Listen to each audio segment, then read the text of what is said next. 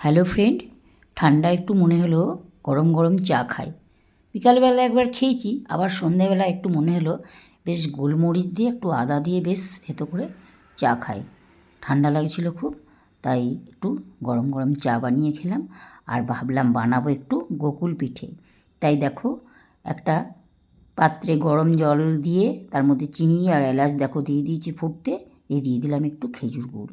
খুব সুন্দর গন্ধ চাচ্ছিল খেজুর গুড়টা দেওয়ার পর। আর দেখো, অর্ধেক চাল গুঁড়ি আর অর্ধেক রুল ময়দা নিয়ে নিয়েছি। এটাকে ভালো করে গুলে নিলাম। গুলে নিয়ে এই যে চারটে আমার ক্ষীরের ছিল, ক্ষীরের পুর ছিল, ওটাকে চপের আলুর মশলার মতো চ্যাপটা করে ওই ব্যাটারটার মধ্যে ডুবিয়ে বেশ মুচমুচে করে ভেজে নিলাম। দিয়েই দেখো রসে ডুবিয়ে দিয়েছি। আর ভেতরে যখন রসটা ঢুকে গেছে, একদম নরম নরম গোকুল পিঠে। কেমন হয়েছে তোমরা বলবে, আমার তো খুব ভালো লাগে।